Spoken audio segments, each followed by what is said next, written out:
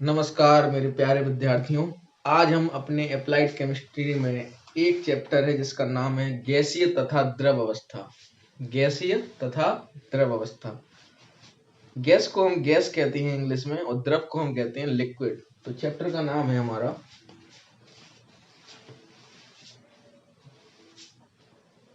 Gas and liquid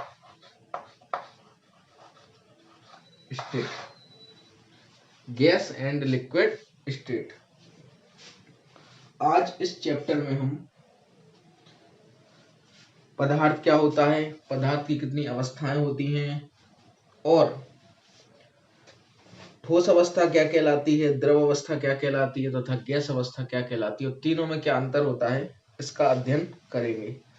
तो आप सभी को सबसे पहले बताएं कि कोई भी वस्तु जिसमें भार होता है, कोई भी वस्तु जिसमें भार होता है और जो वस्तु स्थान घेरती है और साथ ही साथ परिवर्तन का विरोध करती है, तो कोई वस्तु जिसमें भार होता है, जो स्थान घेरती है और जो परिवर्तन का विरोध करती है और जिसे हम अपनी ज्ञानेंद्रियों से महसूस कर सकते हैं। ज्ञानेंद्रिय मीन्स आंख, कान, नाक, जीभ, त्वचा, तो उसे हम पदार्थ कहते हैं। पदार्थ या द्रव्य, द्रव्य मीन्स मैटर, द्रव्य मीन्स मैटर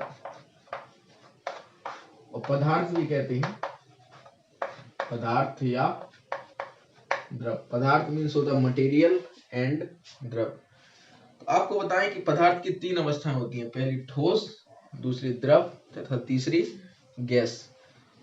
तो सबसे पहले ठोसों का डिस्कशन यदि हम करें तो ठोसों में जो इंटरमोलिकुलर फोर्स होता है, अंतः आणविक बल, वो सबसे ज्यादा प्रबल होता है। प्रबल मीन्स मजबूत होता है और प्रबल होने के साथ साथ जो ठोस के कण होते हैं वो पास पास होते हैं और अपने स्थान पर स्थित रहते हैं। वही हम द्रवों की बात करें तो द्रवों में जो इंटरमोलिकुलर फोर्स होता है, अंतः आणविक बल, वो ठोसों की तुलना में दुर्बल होता है, मीन्स ठोस की तुलना में कमजोर होता है। और जो द्रव के अणु हैं या जो द्रव के कण हैं वो बहुत पास पास नहीं रहते और ये कुछ गतिशील भी होते हैं। तो द्रवों की गतिशीलता के कारण ही जो द्रव हैं वो बहने का गुण रखते हैं। और तीसरे होते हैं हमारे गैस। तो गैसों में अंतः आणविक बल होता है, वो कैसा होता है, न्यूनतम होता है, सबसे कम होता है। अंतः आणविक बल सबसे कम होने के कारण जो गैस के अणु होते हैं वो एक दूसरे से काफी दूर दूर स्थित होते हैं और अनियमित चाल से गति करते हैं। कहीं पर भी अनियमित चाल से ये गति करते रहते हैं। अगर हम तीनों की स्ट्रक्चर की बात करें, ठोस में अणु एकदम पास पास होते हैं। वहीं अगर हम द्रव की बात करें, द्रव में अणु दूर दूर होते हैं। वहीं अगर हम गैस की बात करें तो गैस के अणु एक दूसरे के काफी दूर दूर स्थित होते हैं। अब यदि हम तीनों में अंतर स्थापित करें, ठोस, द्रव तथा गैस में अंतर स्थापित करें, ठोस, द्रव, गैस, ठोस, द्रव व गैस। तो सबसे पहले यदि हम आकार देखें, आकार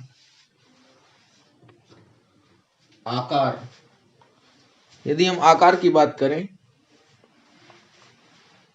तो ठोसों का आकार निश्चित होता है। ठोसों का आकार कैसा होता है, निश्चित। और वहीं द्रवों का आकार अनिश्चित होता है। द्रवों का आकार कैसा होता है, अनिश्चित। वहीं अगर हम गैसों की बात करें तो गैसों का आकार भी अनिश्चित होता है। निश्चित, अनिश्चित, निश्चित। वहीं अगर हम आयतन की बात करें तो ठोसों का आयतन निश्चित होता है, द्रवों का आयतन भी निश्चित होता है, लेकिन गैसों का आयतन अनिश्चित होता है। और ये गैसें जिस बर्तन में भरी रखी जाती हैं ये उसी बर्तन में चारों ओर फैल जाती हैं। वहीं अगर हम घनत्व की बात करें, डेंसिटी, तो ठोसों की डेंसिटी सबसे ज्यादा होती है, उच्च होती है। और द्रवों की जो डेंसिटी है वो गैसों से तो अधिक होती है लेकिन ठोस से कम होती है। और गैसों का घनत्व सबसे कम होता है, न्यूनतम होता है। वहीं अगर हम कठोरता की बात करें, हार्डनेस, तो ठोस अत्यधिक कठोर होते हैं और द्रव कठोर नहीं होते, और जो गैसें हैं वो बिल्कुल भी कठोर नहीं होती हैं। वहीं अगर हम संपीड़ता की बात करें, संपीड़ता मीन्स कंप्रेसिबिलिटी, किसी चीज को दबाने की क्षमता, तो ठोसों में संपीड़ता का गुण नगण्य होता है, ठोसों को आप दबा नहीं सकते। वहीं अगर हम द्रवों की बात करें, तो द्रवों को ठोसों की तुलना में थोड़ा बहुत अल्प मात्रा में दबाया जा सकता है, तो द्रवों में संपीड़ता का गुण ठोसों की तुलना से अधिक होता है। वहीं अगर हम गैसों की बात करें, तो गैसों को एक उच्च सीमा तक आसानी से दबाया जा सकता है, तो जो गैसें होती हैं उनमें संपीड़ता का गुण भरपूर मात्रा में पाया जाता है। वहीं अगर हम बहने की बात करें, फ्लोवेबिलिटी की बात करें, तो ठोसों में बहने का गुण नहीं होता है और द्रवों में ठोसों की तुलना से अधिक बहने का गुण होता है। और वहीं गैसों की बात करें, तो गैसें अनियमित रूप से सभी दिशाओं में आसानी से बहती हैं, बहने का गुण सबसे अधिक गैसों में होता है। तो ये हमारा ठोस, द्रव तथा गैस तीनों में एक छोटा सा अंतर था। अब हमने ये अंतर कुछ आधारों को मानकर किया था, जिसमें सबसे पहला आधार था हमारा आकार, दूसरा आधार था हमारा आयतन, वॉल्यूम, तीसरा आधार था हमारा घनत्व, डेंसिटी, चौथा था कठोरता, पांचवा था संपीड़ता, और जो छठवां आधार था जिससे हमने तीनों के बीच अंतर स्थापित किया। तो इन 6 आधारों को देखते हुए हमने ठोस, द्रव तथा गैस में अंतर स्थापित किया। आपको बताएं कि ये बड़ा ही इंपॉर्टेंट है, ठोस, द्रव तथा गैसों की तुलना एग्जाम की दृष्टि से यह आपसे पूछा जा सकता है। अब हम बात करते हैं अपनी मुख्य टॉपिक की, गैसीय अवस्था। गैसीय अवस्था में आपको बताएं कि जो हमारा वायुमंडल होता है, उस वायुमंडल में मुख्य रूप से 3 गैसें पाई जाती हैं। सबसे पहली होती है नाइट्रोजन। नाइट्रोजन की मात्रा सबसे अधिक होती है वायुमंडल में, 78%, 78%। वहीं दूसरे नंबर पर जो मात्रा होती है वो होती है ऑक्सीजन की, 21%। वहीं अगर हम कार्बन डाइऑक्साइड की बात करें, तो 0.03% कार्बन डाइऑक्साइड गैस वायुमंडल में पाई जाती है, और 0.07% में जो अन्य गैसें हैं वो सभी वायुमंडल में मुख्य रूप से उपस्थित होती हैं। तो आपको बताएं कि जो गैसीय अवस्था होती है वो द्रव की सबसे सरलतम अवस्था होती है, सबसे सिंपल अवस्था। और आवर्त सारणी में जो हमारे 119 तत्व हैं, उनमें से 11 तत्व ऐसे हैं, कितने तत्व? 11 तत्व ऐसे होते हैं कि जो द्रव अवस्था में पाए जाते हैं। किस अवस्था में पाए जाते हैं? द्रव अवस्था में। अब वो 11 तत्व कौन कौन से होते हैं? तो 11 तत्वों के नाम निम्नलिखित हैं, जिनमें सबसे पहला हमारा जो तत्व है वो है हाइड्रोजन, हीलियम, हाइड्रोजन, नाइट्रोजन, दूसरा नाइट्रोजन, तीसरा ऑक्सीजन, फ्लोरीन, क्लोरीन।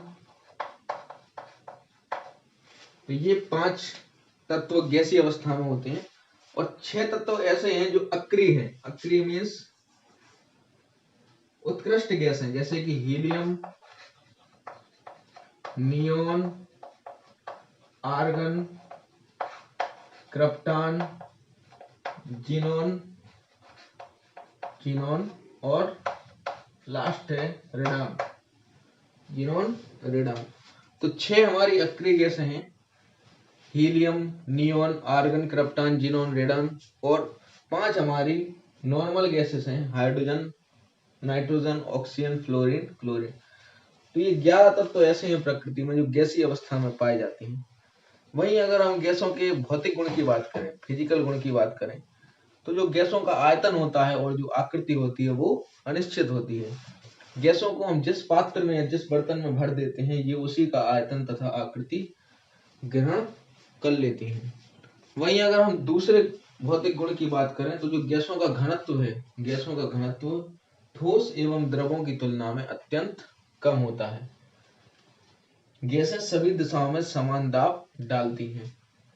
गैसें बिना किसी यांत्रिक सहायता के हर अनुपात में पूर्णतः मिश्रित होती हैं। मीन्स गैसों में विसरण का गुण पाया जाता है। विसरण मीन्स डिफ्यूज होने का। तो जो गैसें होती हैं वो बिना किसी यांत्रिक कार्य के वायुमंडल में अन्य गैसों के साथ समांगी मिश्रण बना लेती हैं। वहीं हम संपीड़ितता की बात करें तो गैसों में संपीड़ितता का गुण सर्वाधिक होता है। गैसों को इच्छा अनुसार दबाया जा सकता है। वहीं हम अणुओं के मध्य आकर्षण की बात करें तो गैसों के अणुओं के मध्य आकर्षण बल का मान लगभग नगण्य होता है, शून्य होता है। गैसें शीघ्रता से विसरित होती हैं। और वहीं अगर हम टेम्परेचर का प्रभाव देखें और दाब का प्रभाव देखें तो गैसें गर्म करने पर या दाब को कम करने पर फैलती हैं। क्या होती हैं? फैलती हैं। फैलने का मतलब प्रसार करती हैं। और वहीं अगर हम गैसों को ठंडा करते हैं या दाब को बढ़ाते हैं तो गैसें सिकुड़ती हैं। सिकुड़ने का मतलब गैसें कंप्रेस होती हैं। तो टेम्परेचर बढ़ाने पर गैसें फैलती हैं और टेम्परेचर कम करने पर गैसें सिकुड़ती हैं। दाब बढ़ाने पर गैसें सिकुड़ती हैं और दाब को कम करने पर गैसें प्रसार करती हैं। तो ये हमारे गैसों के फिजिकल गुण थे। आज हमने इस चैप्टर में पदार्थ किसे कहते हैं, पदार्थ की कितनी अवस्थाएं हैं, ठोस द्रव गैस तीनों में क्या अंतर है, वायुमंडल में कितने प्रकार कौन कौन सी गैसों का मिश्रण होता है और वो कौन कौन से तत्व हैं जो हमारे वायुमंडल में गैसीय फॉर्म में पाए जाते, और गैसों के भौतिक गुण कौन कौन से होते हैं, ये आज हमने अपनी वीडियो में डिस्कस किया। अब हम दूसरी वीडियो में आपको गैस के अणुगति सिद्धांत, गैस के नियम जिसमें हमारा बॉयल का नियम, चार्ल्स का नियम, आवोगाद्रो नियम, गैलुसेक का नियम तथा आदर्श गैस समीकरण और डाल्टन का आंशिक दाब नियम अगली वीडियो में चर्चा करेंगे। बहुत बहुत धन्यवाद।